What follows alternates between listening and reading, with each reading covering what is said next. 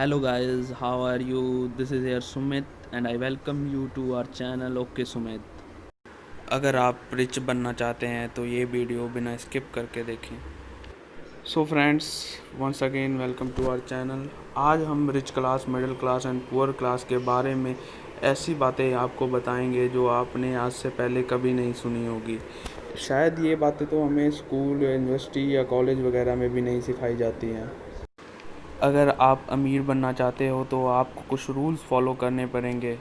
To become rich in your life you have to follow first rule of rich person, that is rule number 1, you must know the difference between an asset and a liability and always buy assets.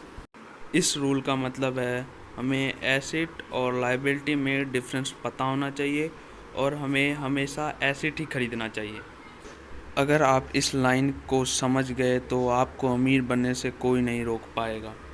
तो मैं आपका कम से कम समय लेकर ही कोशिश करूँगा आपको ये समझाने की। सो फ्रेंड्स, आपके दिमाग में चल रहा होगा एसेट और लायबिलिटी क्या होता है।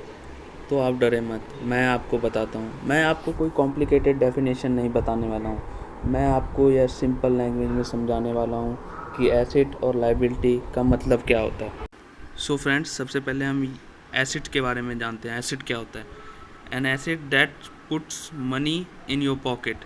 मतलब एसेट वो होता है जो कि कुछ ना कुछ हमारे पॉकेट में देता है। And on the other hand a liability takes money out of our pocket. मतलब लाइबिलिटी वो होता है जो कि हमारे पॉकेट से मनी निकाल लेता है। मतलब जो भी खर्चे होते हैं उसको हम लाइबिलिटी कहते हैं, और जो भी हमें जिससे कुछ भी इनकम आने वाला होता है उसे हम एसेट कहते हैं। सो आप अब कुछ एग्जांपल के थ्रू समझिए एसेट और लाइबिलिटी क्या होता है। एसेट्स के एग्जांपल हैं जैसे कि property and land, house, car, cash in your bank account, house hold items like jewellery. हमारे घर में जो भी छोटे मोटे सामान होते हैं उसको हम एसेट कहते हैं, ठीक है। और उसके बाद on the other hand liability क्या होता है? लाइबिलिटी का मतलब होता है बैंक डेब्ट्स। जैसे हमारे ऊपर कोई कर्जा है, जैसे कि लोन है, कोई भी किसी तरह का भी पेमेंट है जो कि हमें किसी को देना है, वो हमारे लिए लाइबिलिटी है।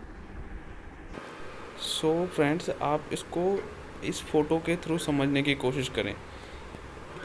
सबसे पहले हम एसेट के बारे में समझते हैं, इनकम स्टेटमेंट के थ्रू और बैलेंस शीट के थ्रू।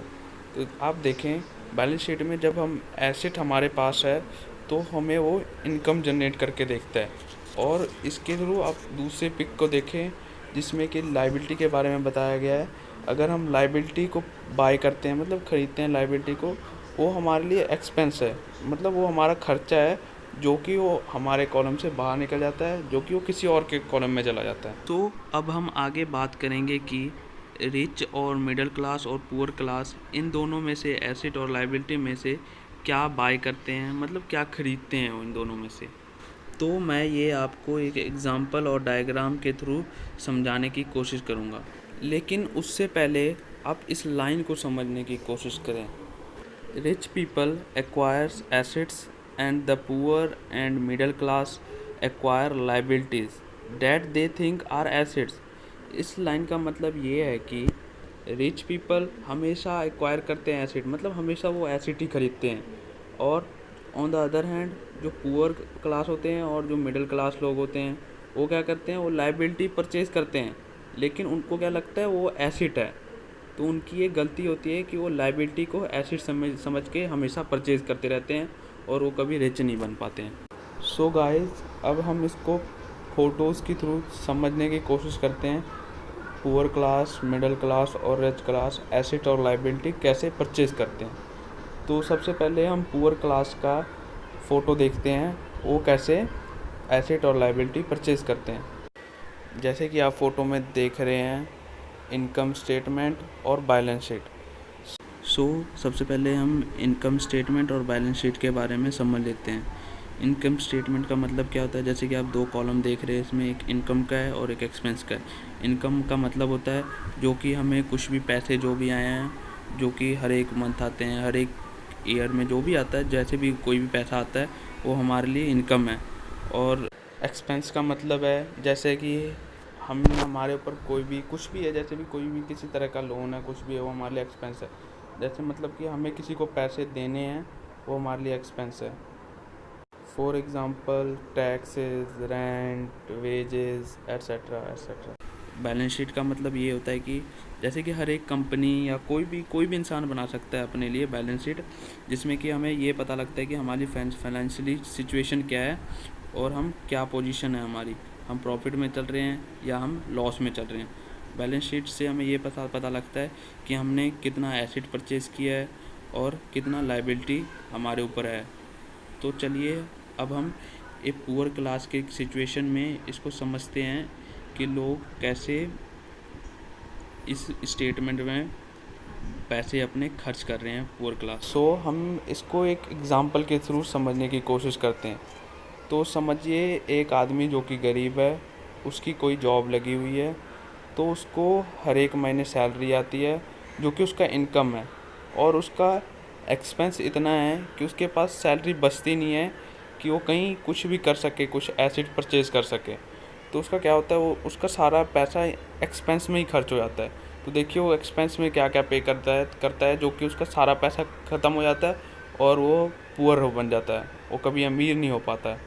तो देखिए सबसे पहले उसका टैक्स चला जाता है, वो जो कमाता है उस पर।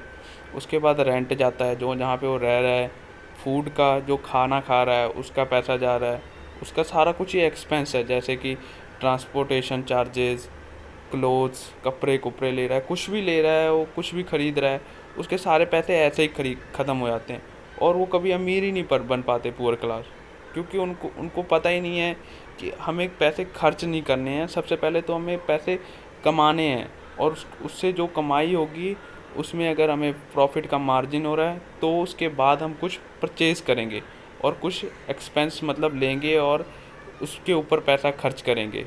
ऐसे पैसा खर्च करने का मतलब है आप भी पुअर बन जाओगे।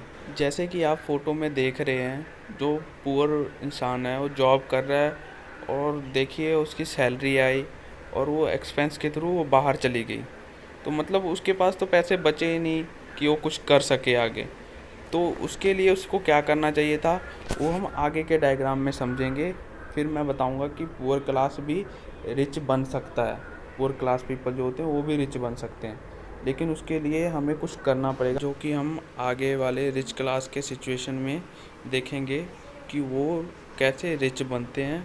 तो हमें उससे पता लगेगा कि पुअर क्लास के जो लोग होते हैं वो अगर अपना मेंटालिटी सही कर लें तो वो भी रिच बन सकते हैं। लेकिन उससे पहले हम मिडिल क्लास के बारे में समझते हैं कि वो कैसे अपने पैसे खर्च करते हैं एसेट और लायबिलिटी के ऊपर। तो ये भी हम सेम फ़ोटो के थ्रू समझने की कोशिश करते हैं, इनकम स्टेटमेंट और बैलेंस शीट के थ्रू।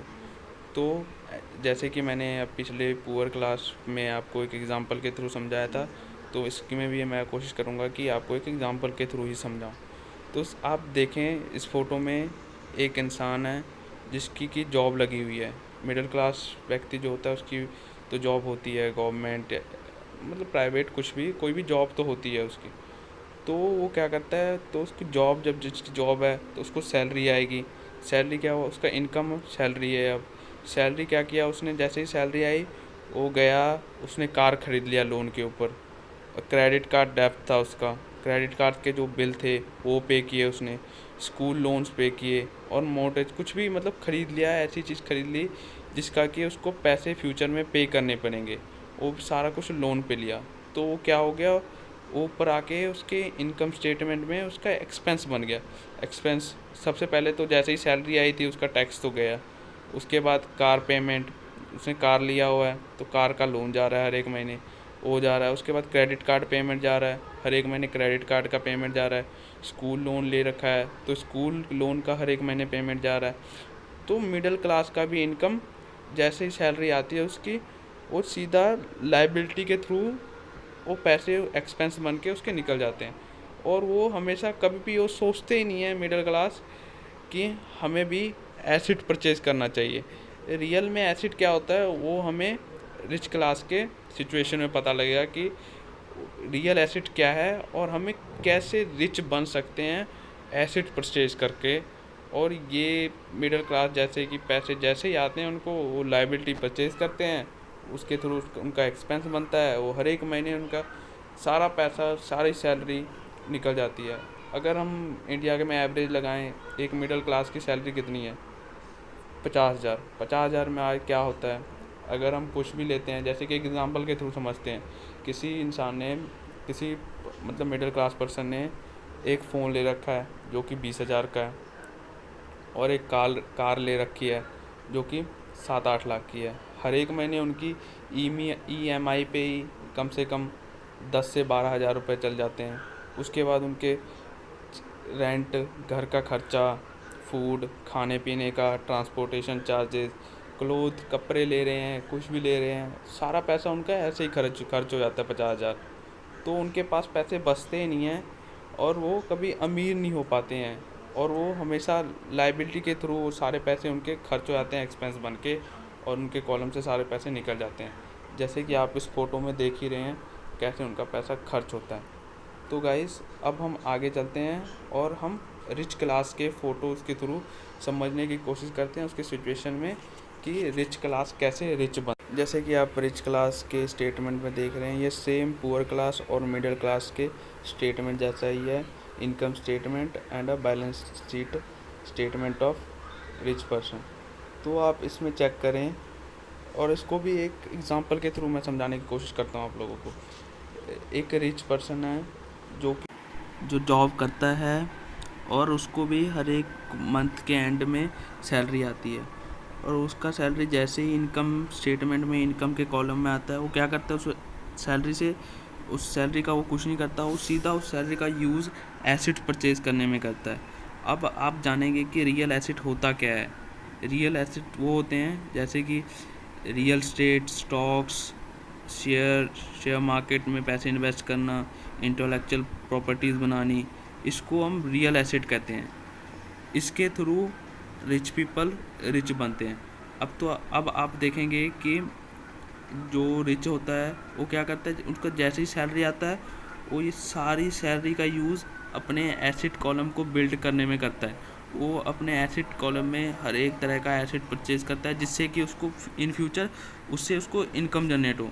जैसे कि आप अब इस आगे की फ़ोटो में देखेंगे कि जैसे ही उसने ये एसेट परचेज़ किए थे, उसके बाद क्या हुआ, उसका जो प्रॉफिट हुआ, उससे जो उसको पैसे मिले, जैसे उसने रियल स्टेट परचेज़ किया था तो उससे उसको रेंटल इनकम आया।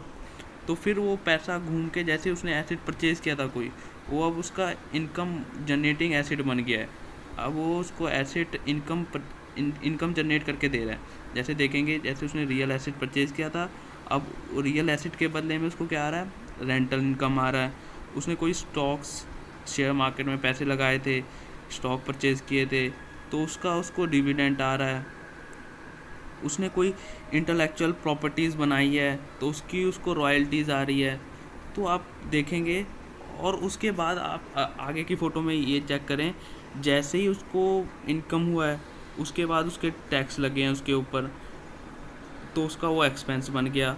और जब इसको प्रॉफिट हुआ इनकम में, जैसे कि उसको पता लगा कि अब हाँ मुझे प्रॉफिट हो गया है, उसके बाद उसने लायबिलिटी के कॉलम में कुछ ख़रीदने की कोशिश की, और उसने जैसे कि उसने कार ख़रीद लिया, हाउस ख़रीद लिया।